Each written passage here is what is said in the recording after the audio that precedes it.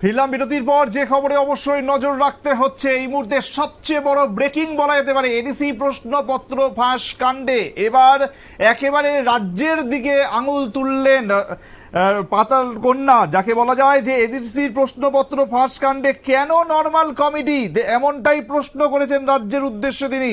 ADC প্রশ্নপত্র ফাঁস কাণ্ডে সিবিআই তদন্তের দাবিতে এখনো অনড় রাজ্য বিজেপির সহ সভানেত্রী।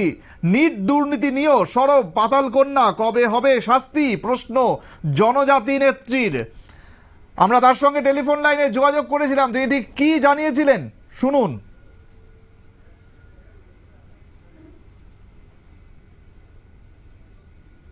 স্টুডেন্ট হচ্ছে আমাদের দেশের ভবিষ্যৎ, জাতির ভবিষ্যৎ, ঠিক আছে? তো স্টুডেন্টকে নিয়ে যদি আমরা কোনো হানাহানি করে অথবা প্লে করে খেলা করে, তাহলে আমাদের ভবিষ্যৎকে আমরা নিজেই খেলছি। তো স্টুডেন্টদের একটা আশা আসলে তাদের ভবিষ্যৎ তাদের মতো করে গড়ে তোলার জন্য তারা কত পরিশ্রম করে ওনারা চেষ্টা করেন যাতে তারা ভালো ইনস্টিটিউশনের শিক্ষা নিতে পারি। এক এক স্টুডেন্ট তাদের ভালো ইনস্টিটিউশনের শিক্ষা নেওয়ার জন্য তাদের কত পরিশ্রম হয়, তাদের কত ফাইন্যান্সিয়াল ব্যাকআপ করতে হয়।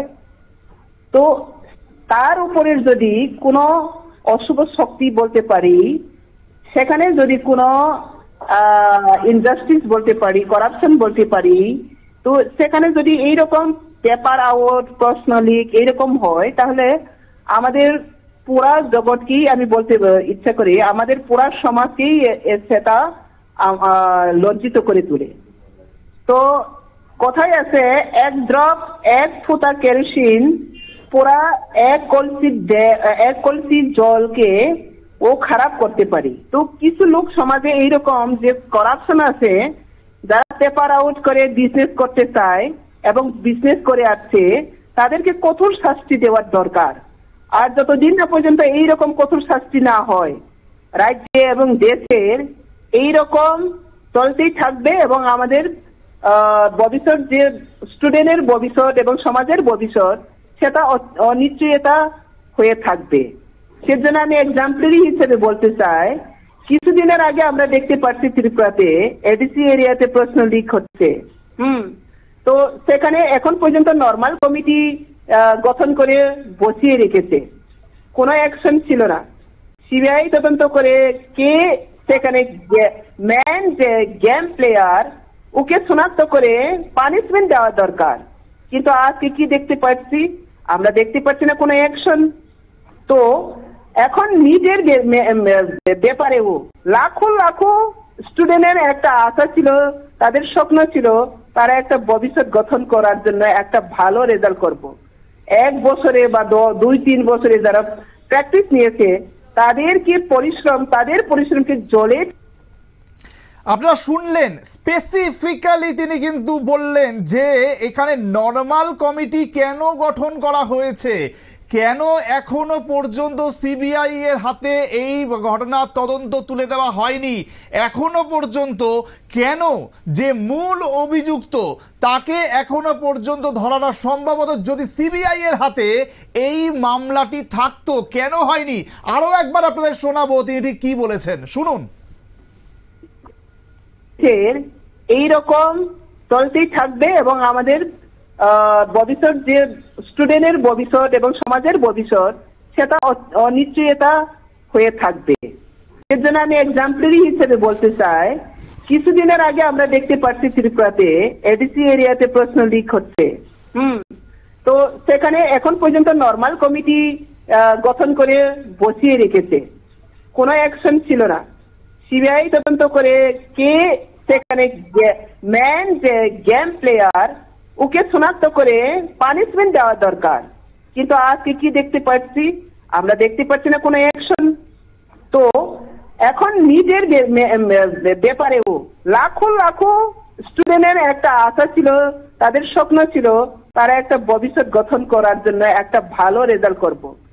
এক বছরে বা 2-3 বছরে যারা প্র্যাকটিস নিয়েছে, তাদের পরিশ্রমকে জলে ফেলে দেওয়া, এটা মোটেই কাম্য নয় এবং এটা সমাজের একটা কলঙ্কিত এবং সমাজের একটা পঙ্গুর বিমার বলতে পারি।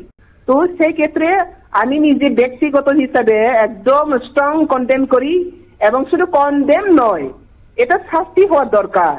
তো একটা ছোট রাজ্যে এরকম করতে পারি এবং ন্যাশনাল লেভেলে এরকম ঘটছে, তো সেটাকে আমরা কঠোর শাস্তি দেওয়ার দরকার। তবেই আমাদের অভিভাবক এবং গার্জেন সমাজ, আমাদের সোসাইটি একটা সুস্থ সমাজ, সুস্থ দেশ, সুস্থ জাতি গঠন করতে পারবে।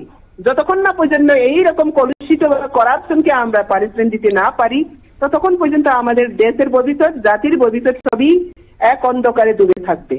তো এক করাপশনের উপর যদি স্টুডেন্টকে হ্যারাসমেন্ট হতে হয়, এখন সাপোজ ধরুন একটা পরীক্ষার জন্য কত সময় কেটেছে, তারপরে সুপ্রিম কোর্টে যাওয়া, তারপরে মামলা শোনানো, তারপরে ক্যান্সেল হওয়া, ফির এখানে ফির আবার শুরু করার, ফাইন্যান্সিয়ালিও সেখানে হ্যারাসমেন্ট হচ্ছে, ওনারা স্পিরিচুয়ালি হ্যারাসমেন্ট হচ্ছে, মেন্টালি হ্যারাসমেন্ট হচ্ছে, এবং তাদের যে পরিশ্রম, তাদের কায়িক যে পরিশ্রম, মেন্টালি পরিশ্রম, টোটালি তাদের যে পরিশ্রমকে সেখানে ধোঁকা দেওয়া হচ্ছে।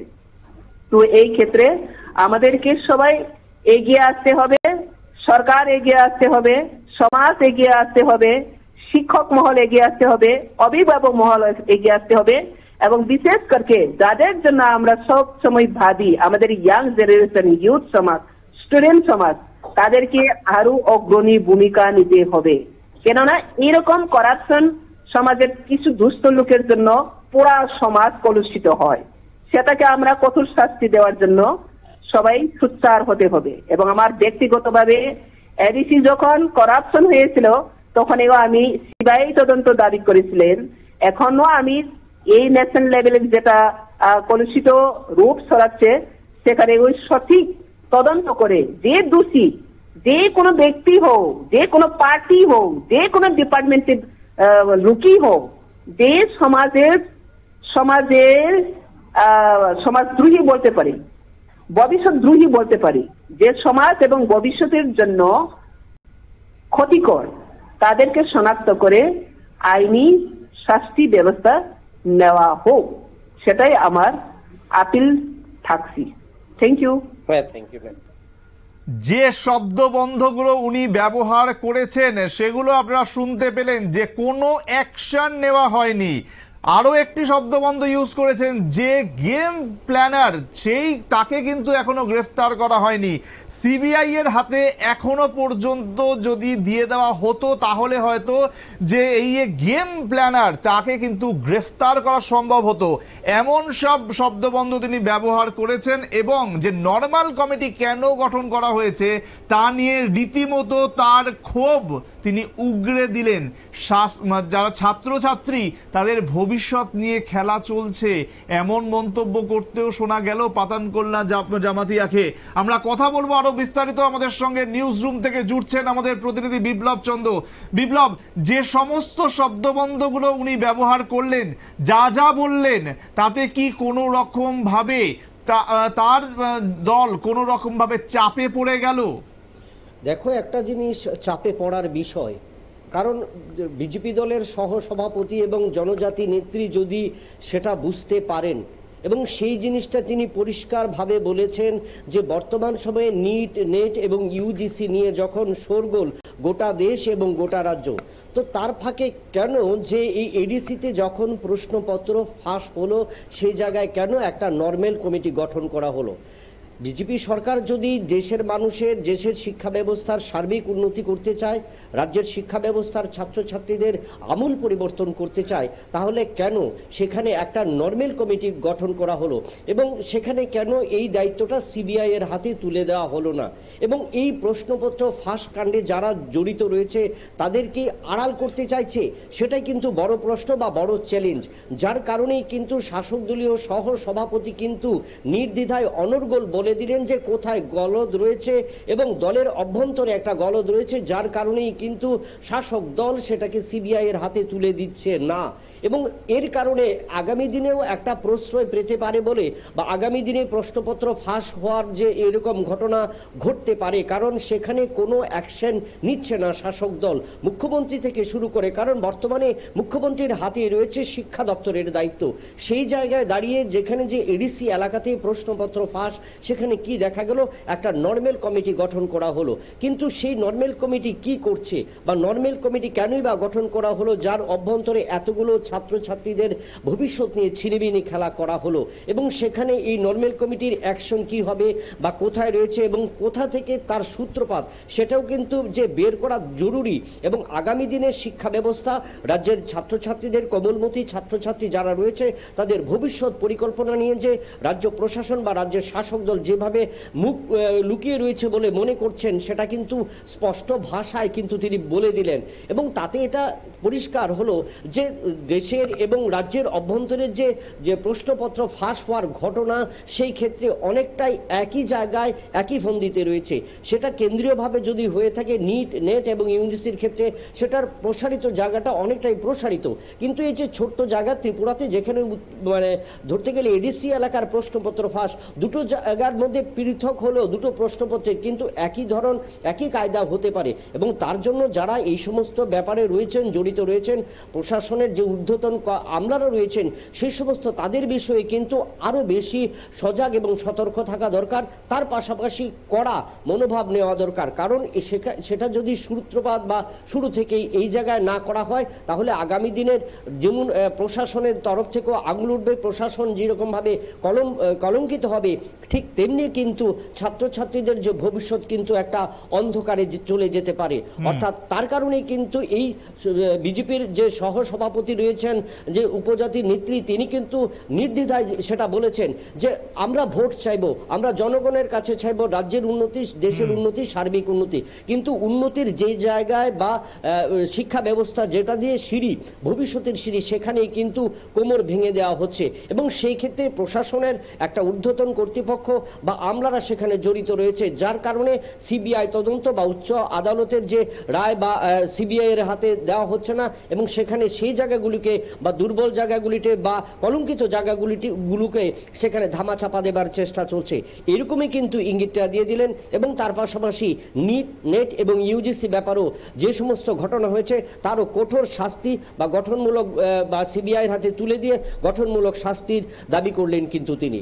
বিপ্লব, তোমার থেকে জানতে চাইবো যে যে ইঙ্গিতগুলো তিনি করেছেন ইতিমধ্যে, তারপরে তার দলের তরফ থেকে কোনো কি প্রতিক্রিয়া পাওয়া গেছে, বা যে নর্মাল কমিটি উনি যেটা বলছেন, নর্মাল কমিটি যেটা গঠন করা হয়েছে, সেই নর্মাল কমিটি এখনো পর্যন্ত কি পদক্ষেপ নিয়েছে? দেখো, নর্মাল কমিটি এখন পর্যন্ত কোনো পদক্ষেপ নেয়নি। কারণ যদি পদক্ষেপ নিয়ে থাকতো, এজ এ বিজেপি রাজ্য দলের সহসভাপতি হিসেবে ওর কাছে কিন্তু সেই জিনিসটা অবগত থাকতো যে আগামী দিন কোন কর্মপ্রণালীটা কোন দিকে যাচ্ছে, কোন স্টেপ বাই স্টেপ সেটা এগুচ্ছে। কারণ সে বিষয়ে এখনো সেটা শীতঘুম বা বলা যায় যে ধামাচাপা রয়েছে। এবং সেই ক্ষেত্রে কিন্তু তিনি মুখ খুলতে কিন্তু অনর্গল কিন্তু সেটা বলে গেলেন। এবং তিনি কিন্তু সেটা চিন্তা করলেন না যে একটা রাজনৈতিক দলের বা শাসক দলীয় দলের তিনি সহসভাপতি, রাজ্য নেতৃত্ব, সে জায়গায় তিনিও যে সেই জায়গাটা নিয়ে অনেকটাই দ্বিধাদ্বন্দ্বে রয়েছেন বা সরকারের যে পদক্ষেপ গ্রহণ করেছেন, সেই পদক্ষেপে কিন্তু তিনি সহমত পোষণ করতে পারেননি। তার কারণেই কিন্তু তিনি স্পষ্ট ভাষায় সেটা বলেছেন। এবং সেক্ষেত্রে প্রশাসনের তরফ থেকে যদি সেরকম কোনো পদক্ষেপ নেওয়া হতো, অগ্রিম কোনো কিছু নেওয়া হতো বা সেরকম শাস্তিমূলক ব্যবস্থা নেওয়া হতো, তাহলে কিন্তু নিশ্চয়ই তিনি আঁচ করতে পারতেন। এবং তিনি আঁচ করতে না পারার কারণে বা তিনি অবগত না হওয়ার কারণে এবং তাকে না জানানোর কারণে সেটা যে একটা অন্ধকারে রয়েছে বা সেটাকে ধামাচাপা দেবার চেষ্টা চলছে, তা কিন্তু স্পষ্টই কিন্তু বোঝা গেল। বিপ্লব, তুমি বলছিলে যে শিক্ষা দপ্তর মুখ্যমন্ত্রীর অধীনেই, কিন্তু সেই শিক্ষা দপ্তরের বিরুদ্ধেই যখন তার এই তোপ দাগা, তাহলে সেক্ষেত্রে কি মুখ্যমন্ত্রীর ওপরে তিনি অনাস্থা প্রকাশ করলেন? দেখো সেই ক্ষেত্রে তিনি সহসভাপতি হিসেবে রয়েছেন, রাজ্য সভাপতি রয়েছেন রাজীব ভট্টাচার্য, তিনি সহসভাপতি রয়েছেন, এবং তিনি উপজাতি একজন যদি তিনি রমণী বা উপজাতি হিসেবে নেত্রী হিসেবে তিনি সেই জায়গাটায় বোঝেন। কারণ উপজাতিদের জনজাতিদের সার্বিক উন্নয়ন, শিক্ষার উন্নয়নের ক্ষেত্রে রাজ্য সরকার প্রতিনিয়ত বলে যাচ্ছে। প্রতিটি সভা থেকে শুরু করে প্রতিটি বিভিন্ন কেন্দ্রে কিন্তু যেখানে যাচ্ছে সেখানে রাজ্যের জনজাতিদের উন্নতির কথা বলছে। কিন্তু এই জনজাতিদের শিক্ষা ব্যবস্থা বর্তমানে কোথায়? প্রতিনিয়ত প্রতিদিন আমরা কিন্তু সেটা পরিলক্ষিত হচ্ছি। কোথাও স্কুল হচ্ছে না, ছাত্রছাত্রীরা সেভাবে পঠন পাঠনে করতে পারছে না, শিক্ষা ব্যবস্থার বই এখনো গিয়ে পৌঁছায়নি, সেই জায়গায় প্রশ্নপত্র ফাঁস হচ্ছে। তাহলে কিন্তু একটা জায়গায় পরিষ্কার যে প্রশ্নপত্র একদিকে ফাঁস হচ্ছে, অন্যদিকে স্কুলে পঠন পাঠন বা পাঠ্য সামগ্রী পৌঁছাচ্ছে না। তো সেক্ষেত্রে কি কোনো দুর্বলতা, কোনো ঘাটতি রয়েছে, বা সেটা বাঁকা পথে কি ছাত্রছাত্রীদের বা উপজাতি ছাত্রছাত্রীদের বেকায়দা বা বিপদে ফেলে দেবার জন্য একটা কৌশল হতে পারে, বা সেটাও কিন্তু তিনি মনে করছেন। তার এই কথায় এটা পরিষ্কার যে নর্মাল কেন একটা কমিটি গঠন করা হলো, কেন একটা উচ্চপদস্থ আধিকারিক বা সিবিআই এর হাতে তুলে দেওয়া হলো না? অনেক দিন হয়েছে সেই ব্যবস্থাটা, এবং তার কারণে কিন্তু ছাত্রছাত্রীদের মধ্যে আগামী দিন নিট নেট এবং ইউজিসি নিয়ে যেমন হয়েছে, সেই উপজাতিদের ছাত্রছাত্রীদের শিক্ষা ব্যবস্থাটা সেটা নিয়েও কিন্তু রাজ্যের ছাত্রছাত্রীরাও যে অনেকটাই পিছিয়ে পড়বে সেটা কিন্তু তিনি অনেকটাই আঁচ করতে পেরেছেন। তার জন্যই কিন্তু তিনি কোনো দ্বিধা দ্বন্দ্ব না রেখে বা ভয়ভীতি না রেখে কিন্তু সেটা কিন্তু সরাসরি জানিয়ে দিলেন।